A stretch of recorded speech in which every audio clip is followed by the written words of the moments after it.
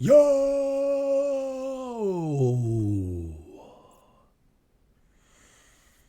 What's your shout out to Branch Man. Today we're about to get into another video. This is going to be a actual non-reaction video. This is going to be a quick little talk. I wanted to get this video out before, the momentum died too much, but I could know I wanted to record a video on it.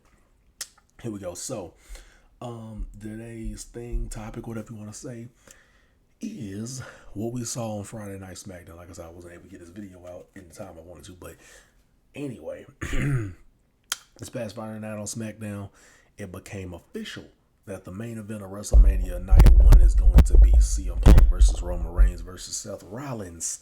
You know what I'm saying? And so basically what happened in the segment was Roman was doing great in this segment, man. Because when CM, basically he told, first it was like, the crowd was chanting Roman Reigns, Roman Reigns. They was in London, and Roman was like, "Love how you sing to your tribal chief." And then Roman basically said, "I came to do two things, and that is, have London, because they were in London, have London acknowledge me and sign this sheet of paper." Boom. And then right when he was about to leave, Seth came there. And then Seth was talking about how him and Roman, in the Shield days and stuff like that, put Undertaker through a table right there in London, and how they changed the industry forever. And he was saying Roman was like, I changed this industry. I got us the Netflix deal and all that. What have you done? And then Seth was basically saying that he'll tell Roman what he's done, and basically that he's gonna have to clean up after Roman's mess. That's what he always has to do. That's why he's still here and stuff like that. CM Punk music hits, and he says the Piper line, Roddy Piper line of the well, he kind of rephrased it a little bit, obviously, but I came here to chew bubble gum and sign a contract. I'm all out of bubble gum, you know what I'm saying? The Roddy Piper line there. And signed, he was going to sign it. And then Roman, because he was taking a minute, he was flipping through the pages, was Punk, and Roman's like, "Bro, today, Junior, like, hurry it up." He was like, and that was freaking funny watching Roman tell him, like, to hurry it up, and, like, we got TV time, like, today, like, we got to get up out of here, man. You know what I'm saying? And then Paul Heyman, he was like, "Yo, Wiseman, go help him out." And then Heyman told him it's there. And then he said it's there in the contract that basically you'll be closing the show and you'll complete and fulfill your dream of main eventing WrestleMania after, years upon years, obviously, of Punk not main eventing WrestleMania. Finally gets his WrestleMania main event. And Rollins was not having it. Seth was like, Nah, he doesn't deserve that, bro. Seth was freaking great. Seth was like, "Wipe those tears from your eyes," because Punk was kind of, getting emotional. He was like, "Wipe those tears from your eyes. The main event of WrestleMania is sacred, and you don't deserve it." Like, he freaking has that hatred. And Roman said, "You really should be thanking," and the crowd was chanting, "You deserve it." And Roman said, "Nah, you shouldn't be thanking Paul. You should be thanking me." He was there, so Punk was like basically saying thanks to the WWE who had been chanting his name for the last 10 years and stuff like that. Thank you for everybody, Chicago, London, wherever, that was riding for him basically for all those years. And then Roman was like, "Yo, you should be thanking me. You should be thanking your tribal chief." And it's just funny to me because this will be Seth's second main event in WrestleMania, Punk's first, and Roman's 10th. It's just leagues above the rest, right? Because this is Roman's like 10th. I think it's like his 10th WrestleMania main event. So Roman's like, "I don't need to catch up. I've been had this moment." Like 10 years ago, I had this moment of my first WrestleMania. But anyway, main event.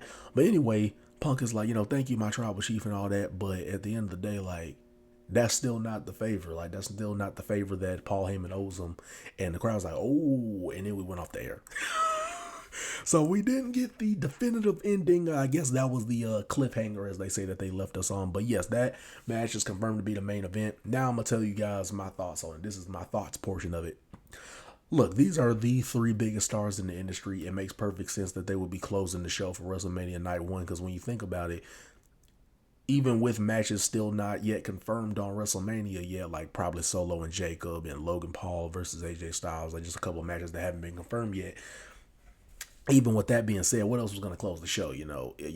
Shout out to Jey Uso, love Jey Uso and all that, but him beating Gunther for the World Heavyweight Championship, at least to me, was not going to top this triple threat, because these are, like I said, the three biggest stars in all of wrestling right now. So there was no way.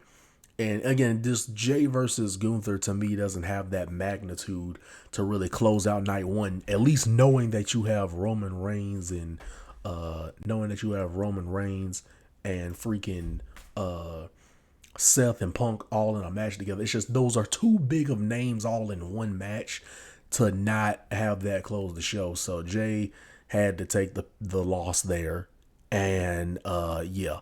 It's just I just feel like it's like, and the great thing about the triple threat matches, it's hard to tell who's gonna win that match because realistically anyone could win that match. They could have it be Seth, Roman, or Punk. I think it should lead to a WWE championship match, and who's to say the favor isn't that it guarantees them a championship match. Maybe that's the case. Maybe we find that out, but I don't know. But I feel like that person should automatically get a WWE championship match, the winner of that match, if you ask me. But anyway, yeah, these are the three biggest stars in the industry. So even if you want to say it shouldn't have main evented, or Jay won WrestleMania, or Jay won the Royal Rumble, so how is that not guarantee him the main event? Which I will say is kind of wild. While commentary says that the winner of the Rumble is going to main event WrestleMania, Jay Uso's going to the main event of WrestleMania, but then we don't know that. I will admit that is kind of wild. What commentary says like he's gonna main event WrestleMania. I'm like, we don't know that, and he ended up not main event WrestleMania. That's why I'm like, yeah, they gotta tell the top commentators to stop saying that on commentary, because everybody who wins the Royal Rumble, as we know, does not always main event WrestleMania, and that is going to be the case yet again.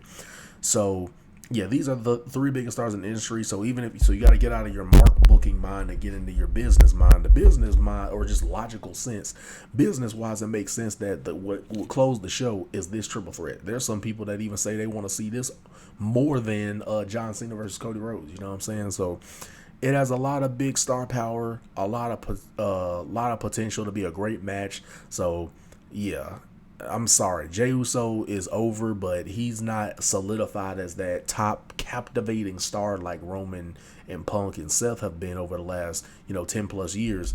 Jey Uso hadn't gotten to that level, so it makes sense that he probably wouldn't be main eventing. And then the last thing I'm gonna discuss is the discourse of people saying, "Oh well, Io versus Rhea versus Bianca should main event," which they're gonna have a great match, and people are like, "Well, there's a world title on the line, and they should have the main event." I feel like these people that say that either are women, which it makes sense why women would say it. Of course, you would feel that way, which is nothing wrong with that, because we all have our opinions. But bro, I feel like it's either women or you're soft. Like, you gotta be, if you a man, you gotta be soft, because there's no way you look at this business wise and not understand why this match, having all that star power once again, how do you not understand why that isn't the main event, or why that's the main event over Io, Bianca, and Rhea Ripley? Like, that just doesn't make any sense business wise. You got this unpredictable match with Roman, Seth, and Punk, and the three biggest stars in the industry, and all of that.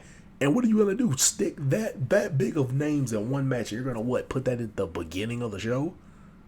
Put that in the middle of the show? So I feel like people gotta stop. I get, being equal and all this other type of stuff, but I feel like when people want men and women to be equal, they let it go too far, because now we're trying to have these women, which they are top females, but we're trying to have these women main event over the three biggest stars in the industry, Roman, Seth, and Punk. Like, come on, bro. Again, that's where you get into that mark booking and just trying to make everybody seem equal. Ooh, sometimes we can give the women the main event. Then this year, yeah, we take turns, right? This year, the women get the main event. Now the guys get the main event next year. And then the women can get, like, everybody's trying to do this. It's this too much playful trying to be nice with the women's main. Like, they're going to have a good match, but let's be honest, that match doesn't have the same magnitude as Roman, Punk, and Seth. Like, if we're just telling the truth, that match does not have the same magnitude and level of star power to close out the show. Like, what closes out the show, guys, is the biggest match. John Cena versus Cody is a massive match for the WWE Championship, for the biggest prize of them all. Of course, that's main eventing. Roman, Punk, and Seth are the three biggest stars in the industry in the last 10 to 15 years. And, Roman's face of the company, Seth's been a top guy, and so is Punk. Like, come on, y'all. Think with your brains, man. Like, you got to think with your brains. I feel like I said, it'd be people that just get into this mark booking mindset where they think everything has to be equal all the time, right? Now we got to have a women's U.S. title. Now we got to have a women's IC title. Like, yeah, it's just giving these women, even though there are top females and upcoming talents in NXT that are doing their thing, but God, dog, y'all, we don't need to start giving women WrestleMania main events just because, you know what I'm saying? Just because we can do that. Like, like, no, we're going. If the women ended up being the biggest match, sure, you could put them last. The women were last at WrestleMania 35. That felt like a because of Becky Lynch's natural and authentic rise. It made perfect, and because Ronda Rousey was a kind of mainstream name UFC big time superstar, that had enough star power and momentum to go into the main event. So I hope people understand that, like, that's why that happened. And then during the pandemic, where they had Sasha Banks versus Bianca as the main event, that had a little bit more marketability, right? First two black women, the main event of WrestleMania and all this type of stuff. It had more marketability that they could have thrown there to really gas up that match. And it was a first time ever match, so it had a lot more ability to gas that one up over whoever was the whatever was the WWE Championship match that year. So that just was more marketable and stuff like that. But I hope people, the last thing I'm gonna say, I hope people don't see women main event WrestleMania in the past and think now we need to like do that. We need to make sure we have women main event WrestleMania from now on. I'm like, guys, I'm just gonna be honest with you. Especially in current WWE with all the top over names that these crowds singing their songs and saying their names and all this other type of stuff, especially with these European crowds and the American crowds, cheering loud for these top superstars.